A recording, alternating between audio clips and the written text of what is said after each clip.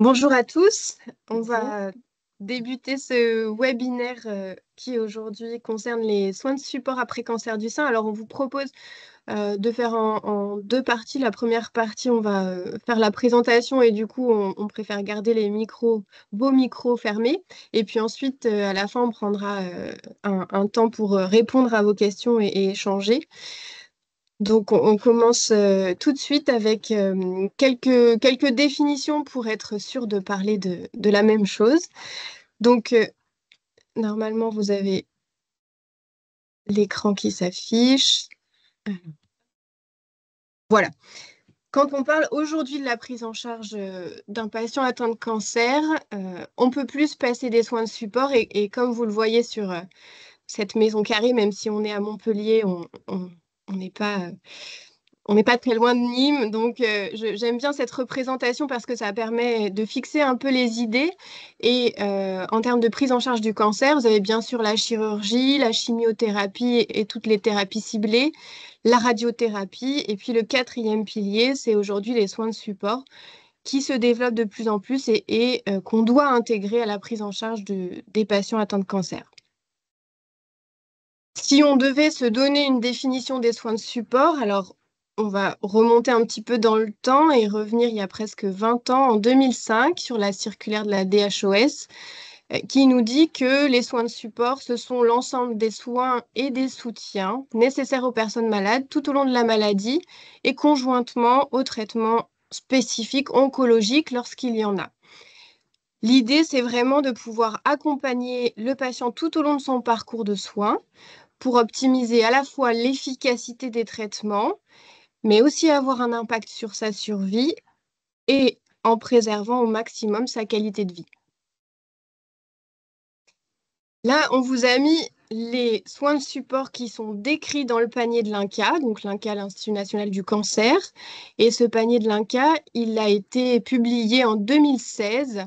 Et donc, vous voyez, on retrouve 4 soins de support socles, que sont la prise en charge psychologique, le soutien nutritionnel, la prise en charge de la douleur et l'accompagnement social, familial et professionnel. Donc ça, ce sont les 4 soins de support socles auxquels s'ajoutent des soins de support dits complémentaires dans lesquels on retrouve 5 soins de support, l'activité physique adaptée, la prise en charge des troubles de la sexualité, tout ce qui va être de l'ordre du conseil d'hygiène de vie, avec principalement la prise en charge en addictologie et tabacologie, la préservation de la fertilité, et le cinquième qui est le soutien psychologique pour les proches et les aidants. À ces 5 soins de support complémentaires s'ajoutent 2 techniques particulières que sont l'hypnoanalgésie et la prise en charge de la douleur par pompe intratécale. Et puis vous voyez à droite, on a rajouté ceux qui se rapprochent, qui peut s'intégrer aussi aux soins de support, mais qui ne sont pas décrits dans le panier de l'INCa, que l'on intègre nous maintenant de manière automatique. Ce sont les soins palliatifs. On parle au sens très large des soins de support et des soins palliatifs. On a aussi tout ce qui concerne l'évaluation des patients âgés en oncologie, donc l'oncogériatrie, la prise en charge par les kinésithérapeutes, et puis, l'éducation thérapeutique du patient que l'on intègre au maximum dans nos soins quotidiens. Et vous avez aussi tout en bas les interventions non médicamenteuses que l'on peut adosser à nos prises en charge. Et ici, à l'ICM, on a de l'art-thérapie, de la musicothérapie, de l'hypnose et de l'acupuncture. Quand on va un petit peu plus loin sur les référentiels d'organisation qui concernent les soins de support, on se rend compte que ça date de 2021, le référentiel national, qui nous dit que durant la prise en charge du patient atteint de cancer, il faut évaluer les besoins en soins de support dès le début de la prise en charge et tout au long du traitement, également dans la phase d'après-cancer. Et il faut orienter le patient vers des professionnels adaptés en fonction de ses besoins. Tout ça, ça permet bien sûr une prise en charge globale qui intègre les dimensions médicales, mais aussi toutes les facettes psychosociales, familiales du patient.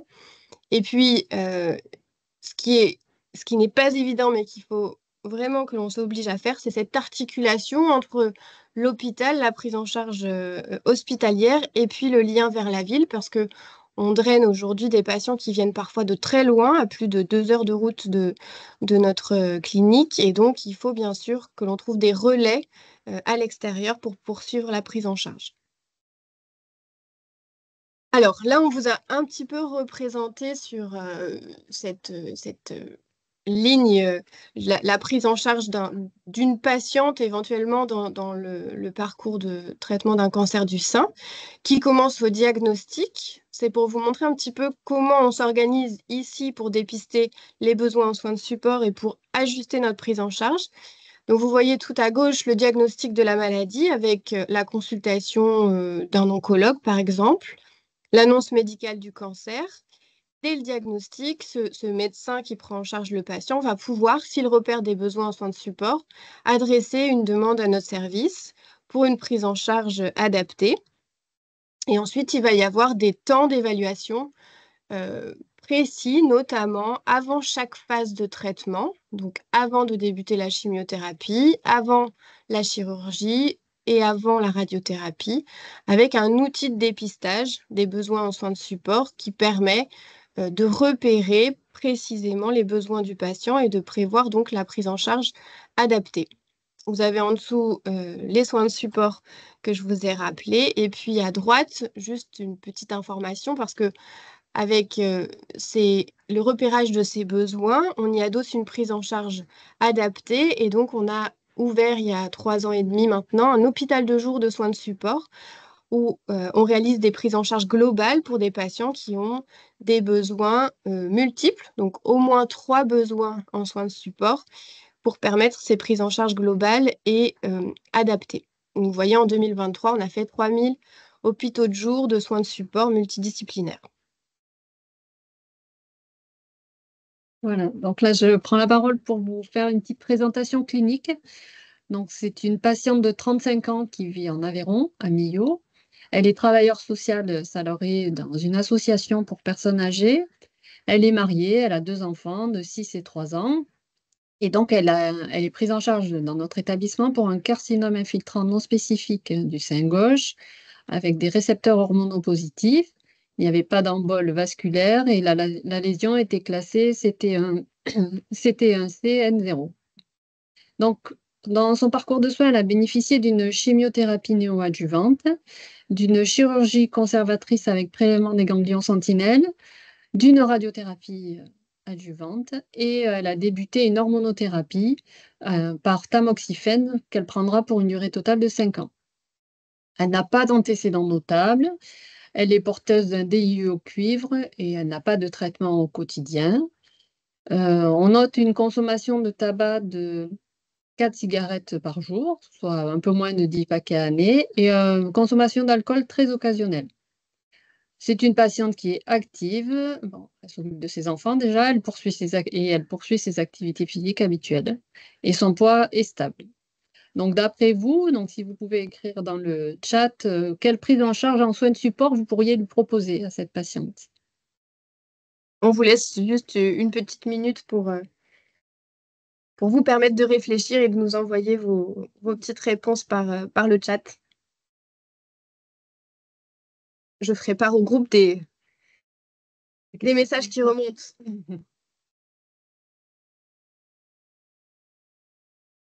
Allez-y, il n'y a pas de mauvaise réponse, hein. On est vraiment là pour échanger. C'est vraiment un partage.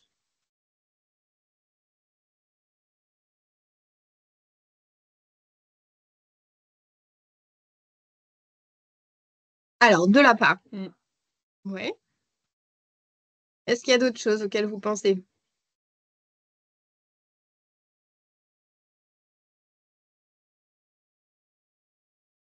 ETP hormonaux, ouais. Sevrage tabac, très bien. Un soutien psycho, Pour elle et les enfants. un accompagnement social,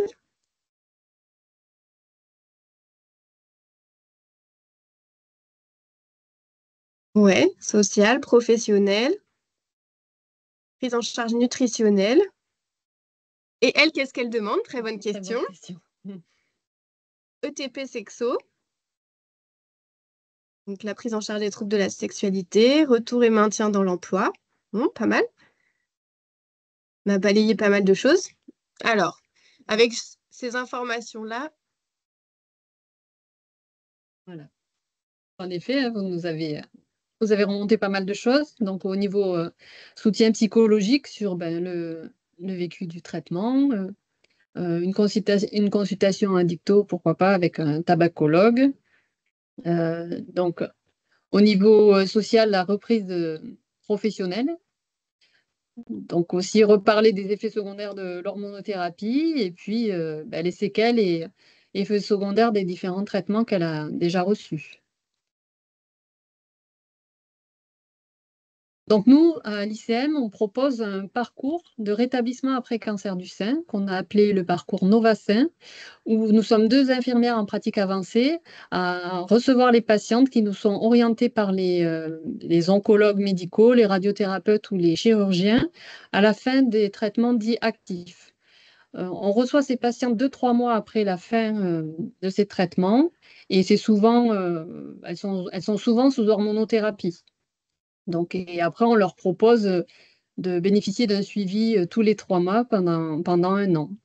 Donc, dans ce cadre-là, j'ai donc rencontré cette patiente en consultation initiale dans le parcours Novassin. Et donc, à l'interrogatoire, cette dame, elle présentait des neuropathies périphériques bilatérales au niveau des mains, donc qui étaient gradées plutôt à 1, et une douleur axillaire au niveau de sa cicatrice au niveau du curage axillaire, des ganglions sentinelles qu'elle avait eus.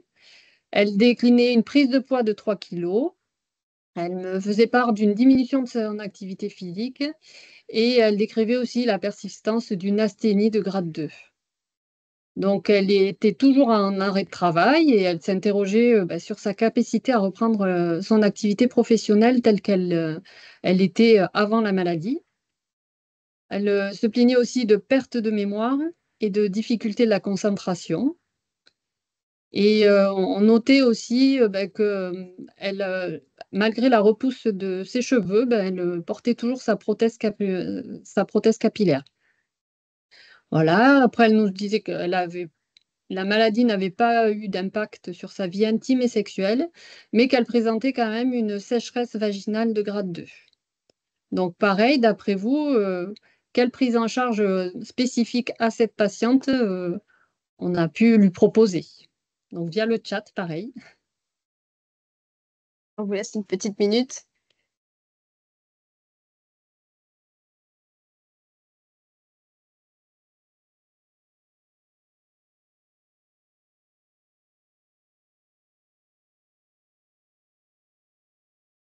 Donc, le soutien psycho, la prise en charge en activité physique adaptée et Diététique. nutrition, en cogite pour la mémoire, bravo, on va y revenir. Ensuite, gynéco. Accompagnement pour se reconstruire. Ouais, alors là, peut-être qu'on parle un petit peu du trouble de l'image corporelle avec le fait qu'elle est toujours la prothèse capillaire qu'elle porte malgré le fait que ses cheveux repoussent. Ouais, le retour à l'emploi. Ouais, avec les associations, par exemple, l'association Le Jour d'après, très bien. Très bien, ouais. Les assistantes sociales, ouais. Socio-esthétique ou socio-coiffeuse, d'accord.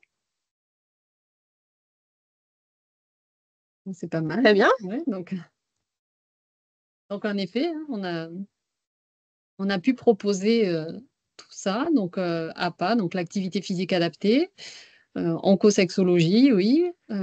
Alors là, ça n'a pas été nommé, mais la prise en charge algologique et pourquoi pas la pose d'un patch de capsaïcine, de Qutenza, pour les douleurs au niveau axillaire notamment, une prise en charge sociale pour la reprise professionnelle. Après, on le détaillera plus, hein, tout ce qu'on peut mettre en place. Là, c'est vraiment les grandes idées. La prise en charge nutritionnelle, la prise en charge aussi du tabac, l'accompagnement psychologique par rapport à l'image corporelle, ce que vous avez pu nous dire aussi. Un bilan neuropsychologique aussi, pourquoi pas. Et reprendre les effets secondaires de l'hormonothérapie et voilà, expliquer ce qui est de l'ordre aussi des séquelles et des effets secondaires au traitement initial reçu. Donc, tu le fais? Voilà. Donc, au niveau des effets secondaires de l'hormonothérapie, donc je ne sais pas si vous êtes familiarisé avec ces traitements-là. Donc, l'objectif, c'est de bloquer l'activation des œstrogènes dans l'organisme. Donc, chez cette patiente, elle a un anti-œstrogène, justement. C'est une patiente qui n'est pas ménopausée et le tamoxifène est un anti-œstrogène. Donc, on sait que les effets de l'œstrogène sur l'organisme, ben, comme vous pouvez le voir sur ce schéma, ça agit sur beaucoup d'organes. Donc, le premier, ben, au niveau central, le cerveau, hein. Donc, on sait que la régulation de la température se fait à ce niveau-là. Donc, il peut y avoir des bouffées de chaleur comme effet secondaire.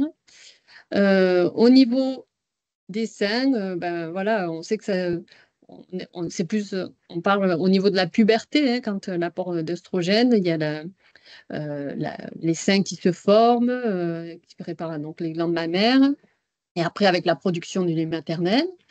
Au niveau cardiovasculaire, ben, on sait que les oestrogènes aident à réguler le taux de cholestérol dans le sang et diminuent le risque de la plaque d'athérome.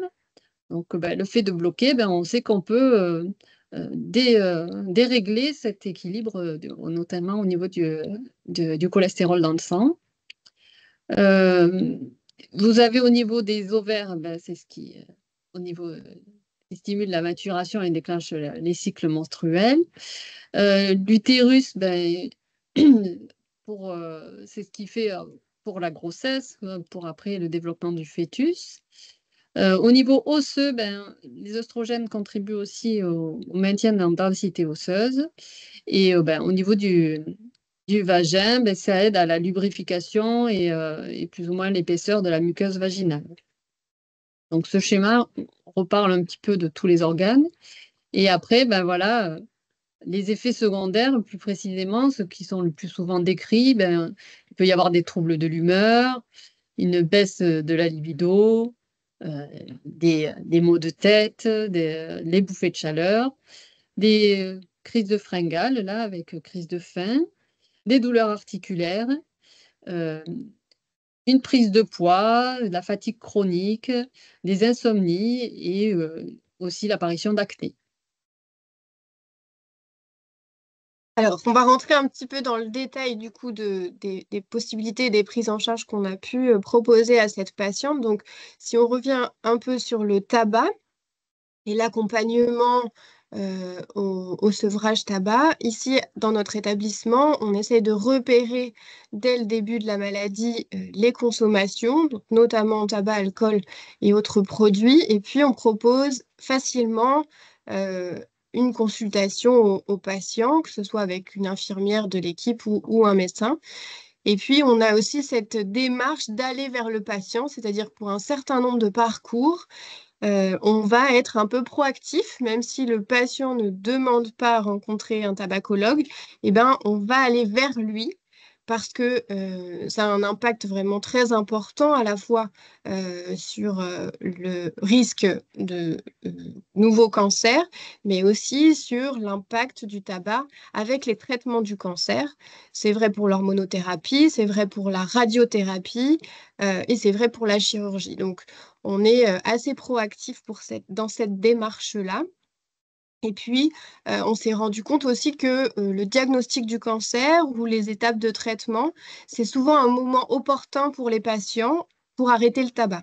Et vous voyez, dans certaines études, on retrouve à peu près 20-25% des patients fumeurs qui stoppent leur consommation dans les 3 mois qui suivent le diagnostic du cancer. Donc, c'est aussi un bon moment pour les accompagner vers un sevrage dans de bonnes conditions, avec un accompagnement dédié.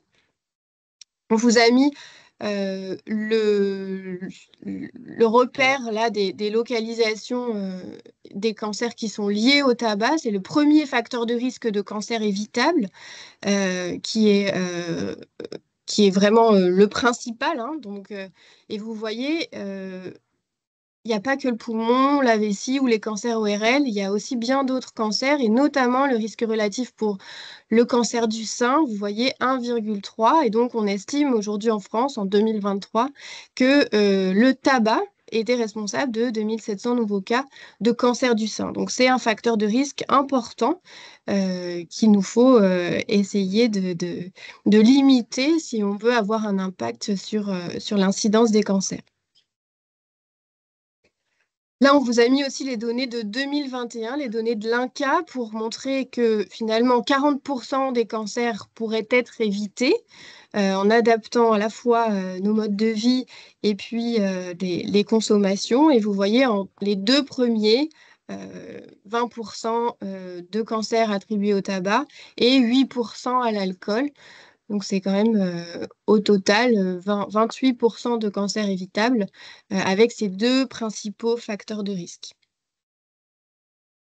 Et là, c'est un petit focus sur l'alcool, parce que là aussi, on est souvent familiarisé avec le risque de cancer ORL ou de cancer du côlon ou du foie pour l'alcool, mais il y a aussi beaucoup de cancers du sein qui sont liés à l'alcool, et c'est un cancer pour lequel le risque relatif est plus important à partir d'un verre par jour. Donc, c'est sur des petites quantités, des plus petites quantités que pour d'autres cancers.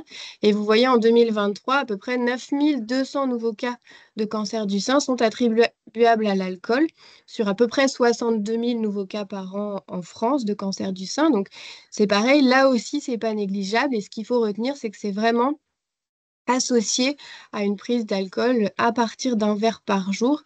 Donc, pour les patientes qui ont déjà eu un cancer, c'est vraiment à prendre en charge aussi et les informer au maximum de tout ça.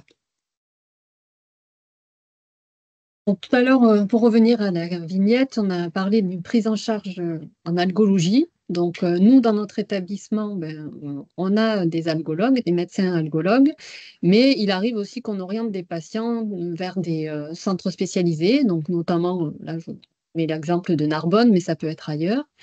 Donc, les différentes propositions thérapeutiques par rapport aux douleurs séquelaires, hein, des douleurs plutôt neuropathiques, alors plutôt post-chirurgicales et radiothérapie. On peut proposer, donc on vous a mis des photos hein, de la pose de patch de Cutenza. Donc c'est un piment, la capsaïcine, qui par un effet de chauffant aide après à calmer ces douleurs sur ces petits nerfs. Donc, voilà. Il y a aussi la possibilité de prescrire du Versatis et des antalgiques type Norontin ou même le Cymbalta. Et depuis peu, la crème Olaroxine. Donc tout ça, c'est pour des douleurs neuropathiques. Pour les déceler, ben, on a un outil, c'est le questionnaire DN4, qui nous permet d'obtenir un score et de voir l'intérêt de proposer de tels traitements. Vous avez très bien parlé de la prise en charge en activité physique adaptée. C'est vraiment depuis quelques années de plus en plus développé. Et on a aussi dans notre établissement la possibilité de cette prise en charge en APA. Donc, en général, on fait plutôt un bilan initial au départ en individuel. Donc, avec des outils hein, pour mesurer la force musculaire et un test de marche de 6 minutes. Donc, ça, c'est le bilan que font nos APA en routine. Et puis ensuite, elles réfléchissent avec la patiente, avec ses motivations, avec ses préférences pour essayer de mettre en place un plan de soins. L'idée étant d'augmenter l'activité physique et d'essayer de tendre vers les recommandations nationales. Et puis, bien sûr, que ça s'inscrive dans le temps, parce que souvent, c'est ça qui pêche, c'est que ça devienne de nouvelles habitudes de vie. Et donc, les recommandations, c'est 30 minutes de marche ou d'activité à intensité modérée 5 fois par semaine, plus 2 séances de renforcement musculaire par semaine. Et on pourrait aussi ajouter les séances d'étirement dans les recommandations. Donc, on a travaillé des outils. Elles ont mis en place un livret de renforcement musculaire que les patientes peuvent utiliser en autonomie à domicile.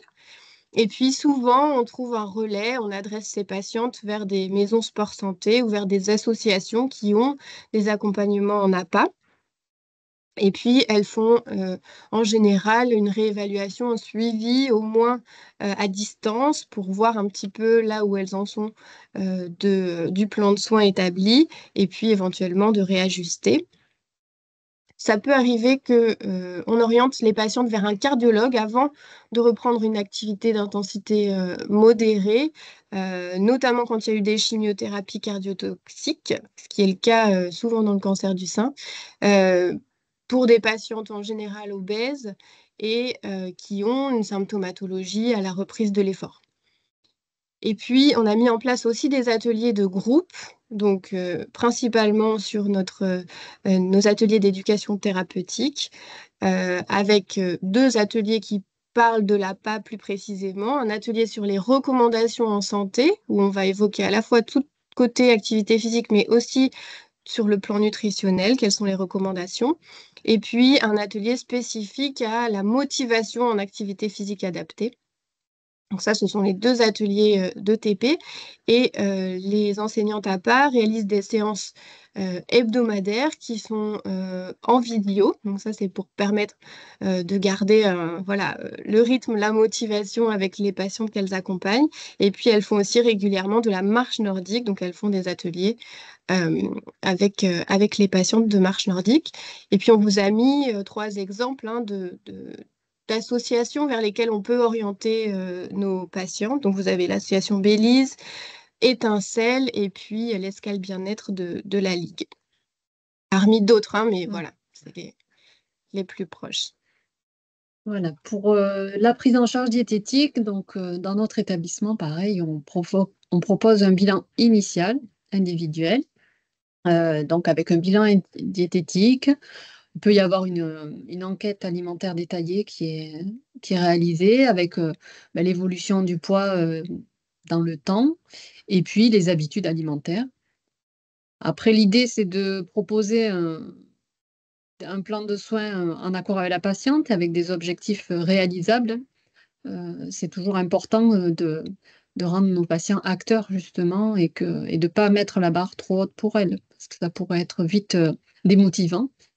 Voilà, donc après, elles se réfèrent, nos diététiciennes, nos nutritionnistes, aux recommandations internationales, hein. Donc, vous verrez la slide d'après, on vous le détaille en livret, plus en détail, c'est le WCRF. Et on leur remet même un livret, justement, aux patientes, avec ce schéma notamment. Donc, par contre, des cas particuliers, quand on a des patientes obèses, on travaille en partenariat avec le CHU de Montpellier et on les oriente vers le service qui s'appelle le CSO, ouais, donc Centre spécialisé de l'obésité, ou d'autres lieux dans la région, pour vraiment une prise en charge très spécifique.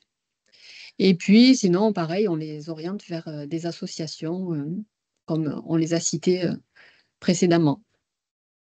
Nos diététiciens proposent aussi des activités en groupe et par les cadres des ateliers d'éducation thérapeutique. Ils interviennent dans les recommandations en santé et ils animent aussi un atelier sur l'équilibre alimentaire. Un petit truc, c'est pareil pour l'APA, on ne l'avait pas noté, mais ces patientes-là peuvent bénéficier d'une prescription de soins de support après cancer, qui est, après selon les régions, vous êtes, voilà, ça dépend de l'ARS. Donc nous, l'ARS Occitanie a créé ce dispositif. C'est un dispositif national et après, c'est dupliqué dans chaque région.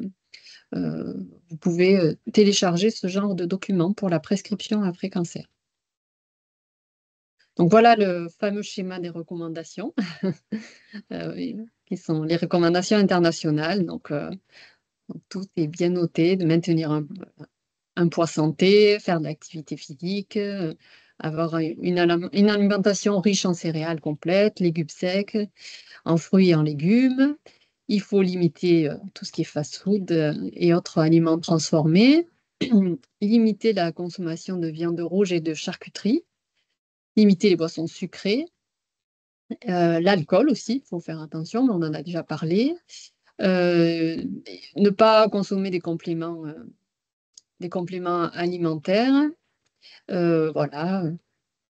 Il faut, de préférence pour les mamans allaitées, et il faut bien sûr suivre ces recommandations, d'autant plus quand on a eu un cancer.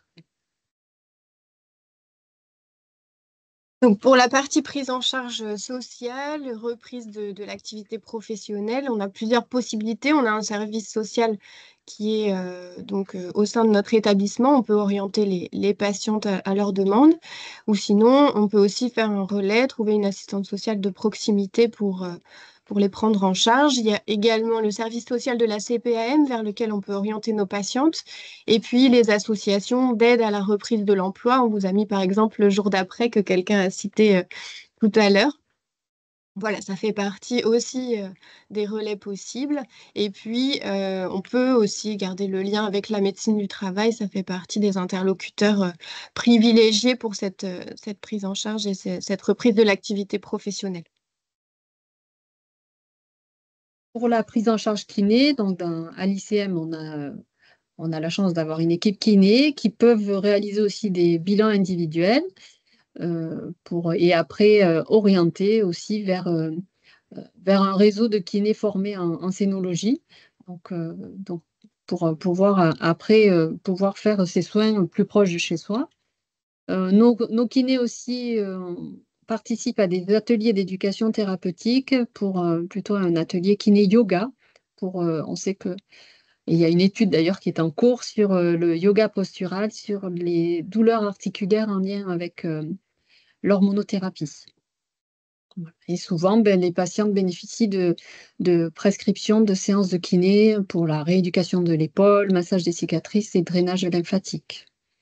Là, pour exemple, on vous a mis une petite image, c'est du Mobiderm. Il arrive régulièrement qu'on propose à des patientes qui ont des lymphocèles d'appliquer ce genre de bande dans le soutien-gorge, de le glisser dans le soutien-gorge. Ça permet d'aider à drainer le sein pour réduire le lymphocèle.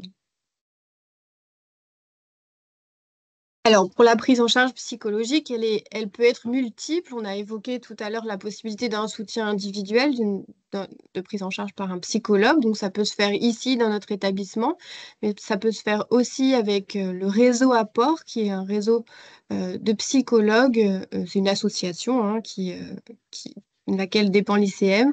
Et il y a des psychologues répertoriés dans toute la région qui ont une expérience en oncologie. Donc, c'est pour nous aussi un critère important. Et donc, on peut adresser nos patientes et leurs proches vers des psychologues plus près de chez eux pour des prises en charge. On peut adresser aussi à d'autres psychologues de ville, et puis à des associations qui ont cette possibilité de prise en charge psychologique. Vous avez évoqué tout à l'heure Oncogite. Donc, en effet, les patientes traitées pour un cancer du sein, notamment, hein, il n'y a pas qu'elles, mais c'est très vrai dans cette pathologie-là, ont des séquelles neuropsychologiques du traitement, qu'on appelle aussi le chemobrain, qui est finalement des séquelles cognitives liées à la chimiothérapie qu'elles ont reçue. Et donc, on peut proposer un bilan individuel avec un neuropsychologue. Ça peut être aussi fait dans le cadre du réseau Apport, ou adressé à des neuropsychologues en ville, en sachant que ça n'est pas remboursé en ville. Et puis, il y a la fameuse plateforme Oncogite qui permet d'avoir accès à des ateliers de réentraînement neurocognitif pour petit à petit améliorer ses performances et permettre une meilleure qualité de vie. Donc ça, c'est assez intéressant. Et puis, vous avez aussi, qu'on a mis dans cette prise en charge psychologique, mais qui est un peu plus large, le fait de pouvoir partager le vécu de la maladie et tout ce qui concerne le cancer, la qualité de vie avec d'autres patientes. Et donc, on a un atelier d'ETP en groupe qui permet de partager tout ça. Et c'est animé notamment par une psychologue et par une patiente partenaire. Là aussi, on n'a pas précisé, mais les patientes partenaires ont un rôle de plus en plus important auprès de nos patientes, et on n'hésite pas à faire appel à elles quand on ressent que la patiente a besoin peut-être de parler une autre personne qui aurait vécu un peu la même chose. Donc c'est vraiment très enrichissant, ça apporte autre chose qu'une prise en charge médico-soignante. Et puis, vous avez aussi la prise en charge de l'altération de l'image corporelle qui est très multifacette. Et là, j'ai vu tout à l'heure, voilà, vous disiez socio-esthéticienne, socio-coiffeuse, tout à fait. Ça peut être aussi la place des kinés, ça peut être aussi la place des psychologues. Voilà, souvent, il faut un accompagnement pluriprofessionnel pour essayer d'aider les patientes là-dessus. Donc, concernant la prise en charge en oncosexologie, donc, on a développé à l'ICM des consultations spécialisées. On a plusieurs oncosexologues qui interviennent. Donc, on peut remettre cette plaquette et proposer aussi directement des consultations aux patientes quand elles rencontrent des difficultés à ce niveau-là. Ce qui est important de comprendre, c'est que vraiment les patients attendent que ce soit les soignants qui abordent cette question de l'intimité et de la sexualité. On voit beaucoup de patients au quotidien pris en charge pour un cancer. C'est extrêmement rare qu'ils abordent cela. Enfin, vraiment, la relation intime, l'oncosexo, c'est vraiment très rare que le patient aborde lui-même la question. Et donc, il y a eu des études sur la qualité de vie après cancer, et notamment l'étude de Vican 5 qui a montré que dans 9 cas sur 10, le patient attend que ce soit les soignants qui abordent la question. Donc, c'est à nous d'aller les questionner là-dessus. Il ne faut pas hésiter. Et puis après, on les écoute. Souvent, il y a un temps d'écoute active déjà important pour eux, que l'on puisse prendre en compte et qu'on soit à l'écoute de ça. Et puis ensuite, il y a ces consultations dédiées qui peuvent aller éventuellement jusqu'à une prise en charge plus spécifique avec une prise en charge en kiné périnéale s'il y a besoin, une prise en charge par une sexologue. Donc voilà, tout ça, c'est possible, mais il faut vraiment aborder la question avec les patients. Et c'est vrai que nous, dans nos consultations de, Mm. de rétablissement, on en parle à chaque fois.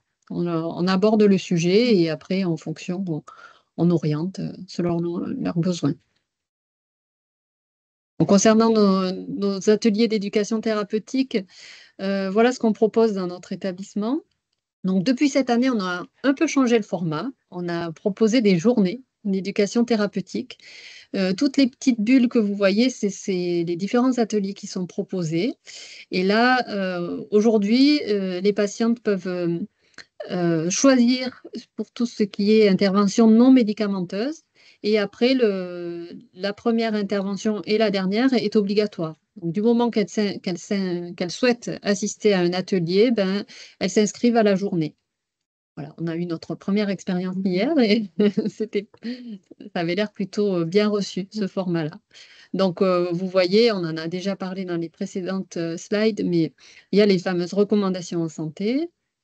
Il y a le choix entre de l'escrime, justement pour la mobilisation de l'épaule après cancer du sein. Ça prend bien, ça, les patientes aiment beaucoup. Ou avec le choix de plutôt assister à une séance de musicothérapie. Et après, l'atelier sur l'activité physique adaptée, après sa motivation.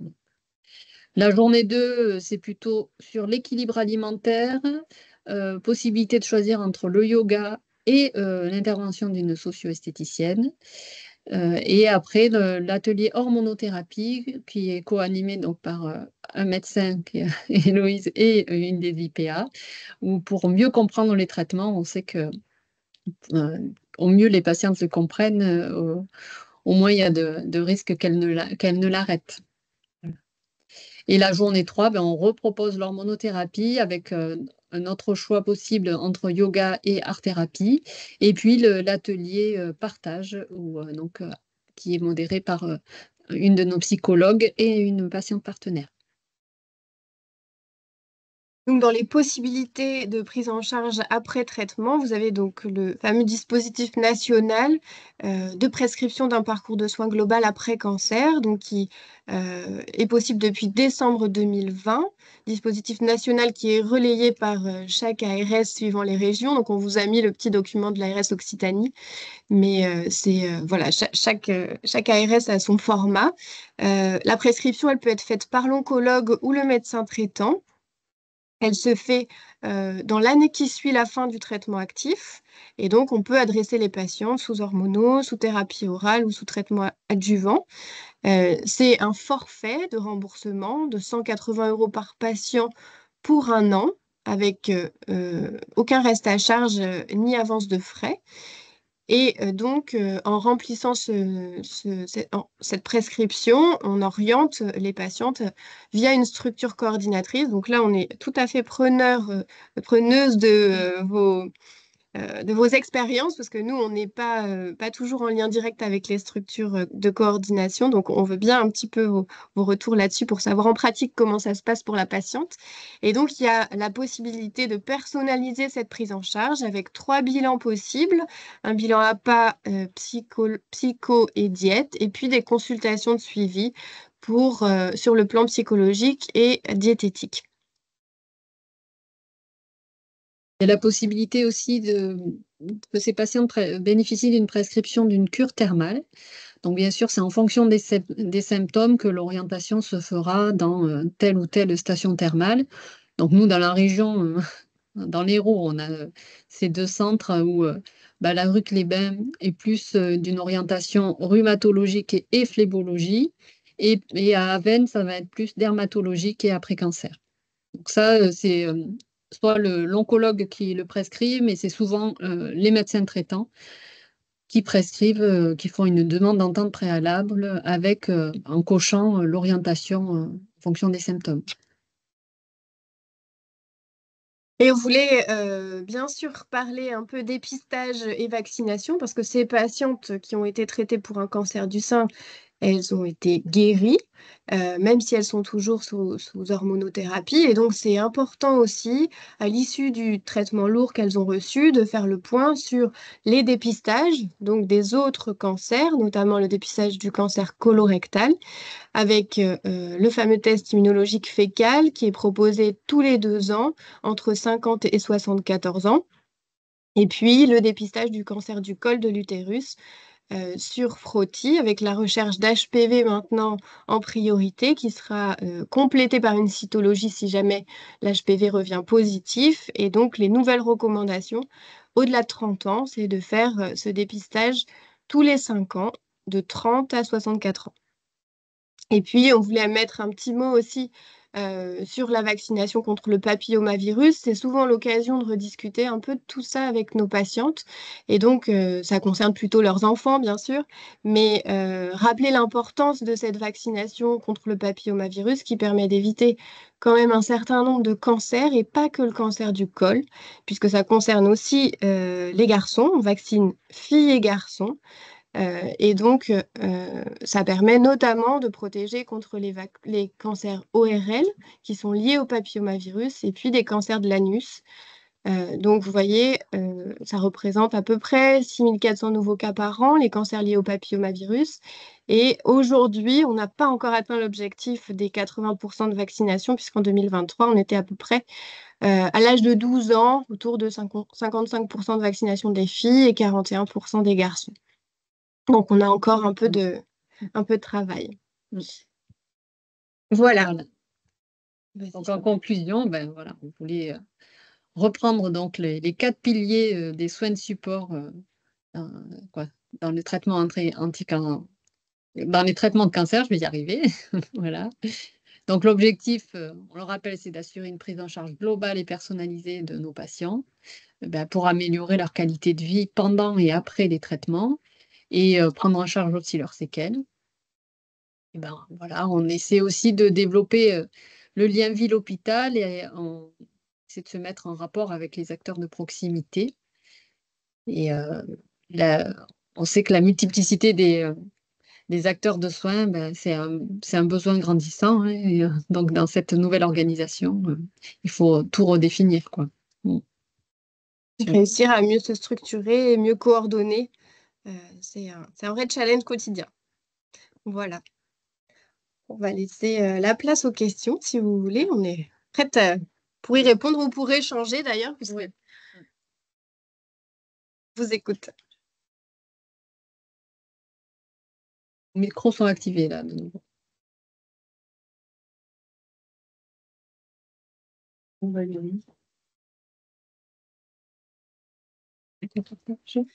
Bonjour, j'ai levé la main. Est-ce que vous m'entendez?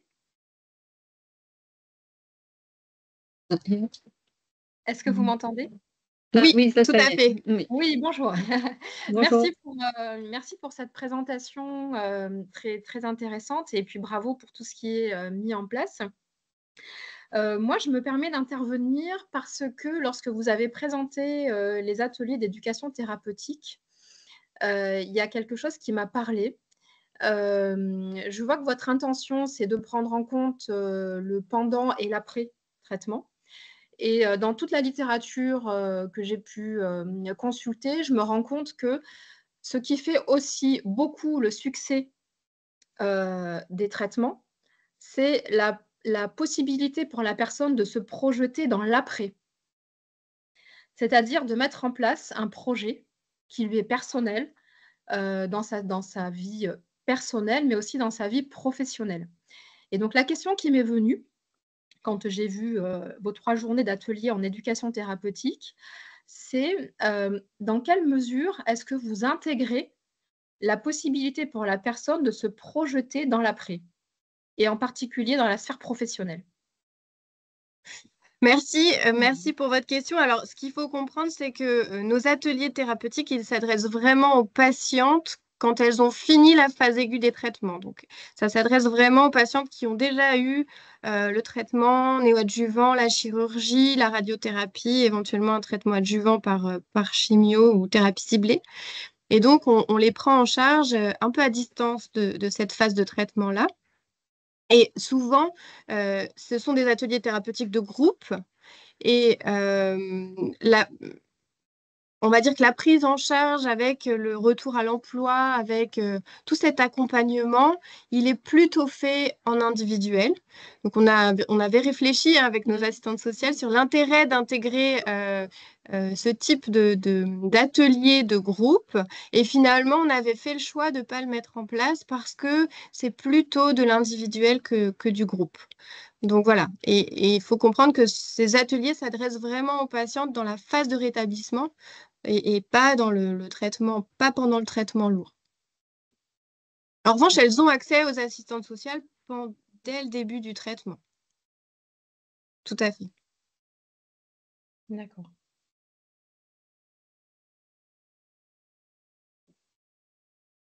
Est-ce qu'il y a d'autres questions, d'autres remarques?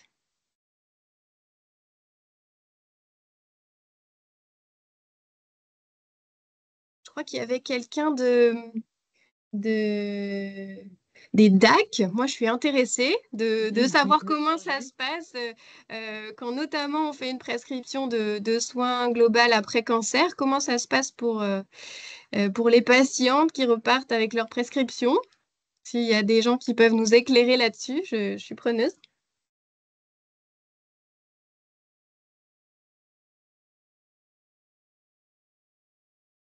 N'hésitez pas à lever la main, ça on vous donne la parole.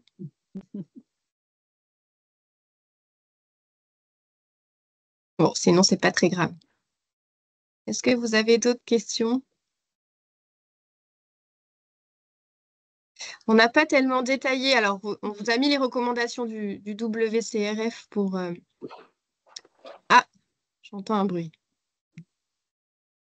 On vous a mis les recommandations du WCRF sur le plan nutritionnel. Il y aurait beaucoup, beaucoup de choses à dire, hein. C'est un atelier qui nous prend 3 heures avec les patientes. C'est très, très riche.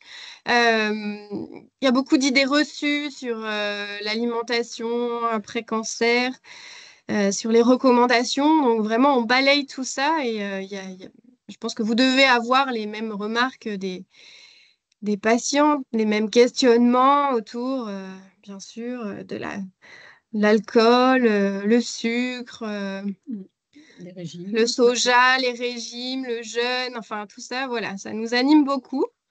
Il y a beaucoup de choses à dire, mais c'est très intéressant. Alors, si vous avez besoin d'informations complémentaires là-dessus, précisément, il y a le réseau NACRE, qui est un réseau national avec vraiment beaucoup d'informations pour les professionnels et pour les patients. Qui sont très bien établies avec des données scientifiques probantes, etc. Donc, là-dessus, n'hésitez pas, il y a plein d'informations très intéressantes. Est-ce qu'il y a d'autres questions, d'autres choses?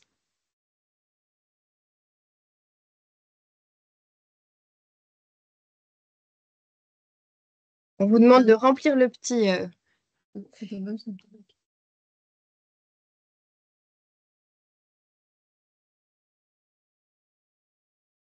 y a une petite remarque. C'est dommage de ne pas considérer que le collectif est très porteur pour réfléchir à l'après. Alors, il faut juste que l'on arrive à définir de quel après on parle. Voilà. Là, dans nos ateliers, c'est vrai qu'on essaye d'apporter des informations. Mais je pense que c'est peut-être tout à fait la place de l'atelier partage, ce que vous évoquez là, réfléchir à l'après, se projeter finalement dans l'après. Euh, et, et voilà. Des projets professionnels, oui, tout à fait. Après, ça peut être abordé dans certains de nos ateliers, quoi. Nous, je sais, leur monothérapie, ce sujet peut venir, mais c'est un peu, comme on part aussi des besoins des patientes, on développe en fonction de leurs demandes aussi, quand c'est du collectif. Après, c'est vrai que c'est plutôt de l'individuel, hein, j'ai vu que tout à l'heure dans le chat, il y avait une remarque sur l'association le jour d'après, comme quoi cet accompagnement était top, ce que j'ai pu lire. Et en effet, souvent on les envoie, nous, Les adresses. on les adresse et et après on échange. Alors, c'est moi qui l'ai mise, cette remarque, parce que j'ai eu la possibilité justement de suivre ces accompagnements en tant que patiente, ancienne patiente et personne qui a été touchée par le cancer. Et c'est pour ça que je m'intéresse à ce que vous faites. Et je pense qu'au contraire, j'ai bien entendu la réponse que vous m'avez faite tout à l'heure, mais je pense qu'au contraire, l'apport du collectif est extrêmement soutenant dans des démarches comme celle-là. Et il est beaucoup plus fort en fait de construire un projet au milieu d'un groupe, parce qu'il y a toute une émulation, que de le faire en individuel. Donc c'est pour ça que je me suis permise de mettre ce commentaire sur l'association, parce que c'est effectivement le rapport est précieux, j'ai envie de dire, c'est même incontournable. On est tout à fait d'accord. Les retours sont ceux-là, hein, c'est sûr. On est tout à fait d'accord, et c'est aussi les raisons pour lesquelles on adresse nos patientes. Ce qu'il faut comprendre, c'est qu'on ne peut pas tout faire sur notre site. Et voilà, on utilise aussi les forces vives qui sont pas loin pour Bien pouvoir, et les compétences aussi, hein, bien sûr, pour pouvoir accompagner au mieux. Et là, pour cette phase-là, c'est vrai que c'est plutôt cet adressage que l'on fait plutôt que de le faire chez nous.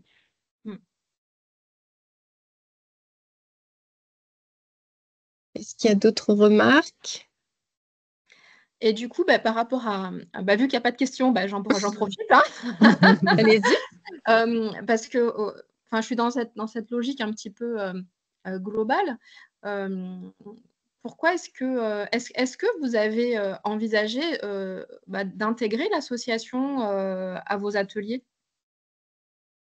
Alors, pour l'instant, non, on n'a pas intégré d'association. Alors, on fait intervenir des personnes de l'extérieur, par exemple la maître d'armes qui vient faire l'atelier sur l'escrime. Elle n'est pas au sein de l'ICM, hein, elle vient uniquement pour cet atelier. Il y a une convention qui a été signée avec elle. Pour l'instant, on n'a pas préfère adresser les patientes vers l'association, parce que les patientes sont aussi en demande à un moment donné de lâcher un peu l'établissement, c'est-à-dire qu'elles se projettent ailleurs, et c'est aussi bénéfique pour ça. Donc voilà, pour l'instant, on a fait ce choix-là, et d'ailleurs, ça fait partie un petit peu des écueils que l'on repère de ces ateliers. On aimerait qu'il y ait encore plus de patientes qui s'inscrivent, et on peine parfois un peu à recruter les patientes. Mais c'est aussi parce que on est sur une autre phase de leur prise en charge, qu'elles ont moins envie de revenir à l'ICM. Et donc, voilà, il faut faire avec ça aussi. Mais c'est d'ailleurs pour ça qu'on a changé aussi notre formule et qu'on propose des journées, parce que c'était pas évident on avait des ateliers qui étaient qui étaient annulées Mm. parce que par faute de présentation de personnes. Et ouais.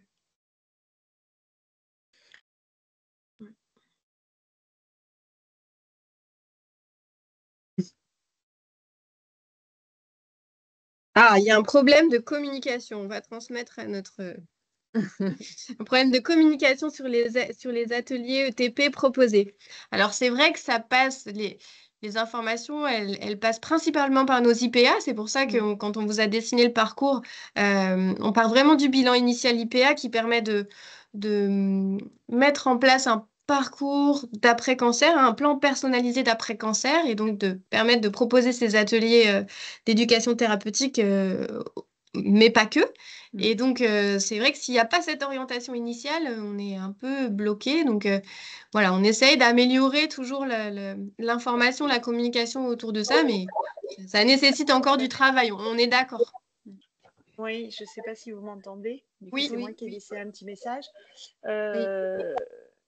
Après, moi, j'ai fini mes traitements il y a peu, mais mi-décembre, je suis pas encore rentrée. J'ai pas eu encore de rendez-vous avec l'IPA. J'ai découvert hier que ça existait, mais il y a peut-être une question de timing aussi, parce que quand on va reprendre le travail, accéder à des ateliers d'éducation thérapeutique, les heures, etc., lorsque vous travaillez, bah, c'est plus possible. Donc, on a moyen de le faire uniquement lorsqu'on est encore en arrêt maladie. Et je ne sais pas, moi, j'ai découvert qu'il y avait un parcours qui s'appelait Novacin, IPA, etc. Je ne suis pas rentrée dedans, on n'en a jamais parlé encore.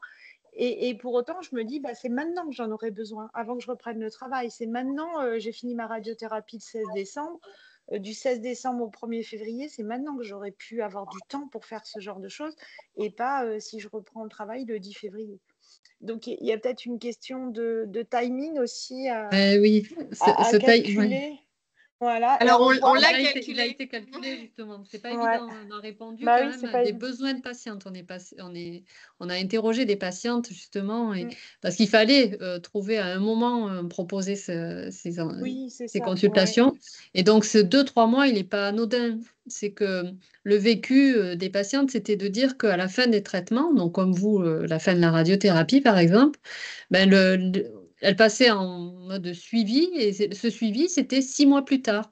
Et pendant ces 6 mois, ben, il se passait beaucoup de choses.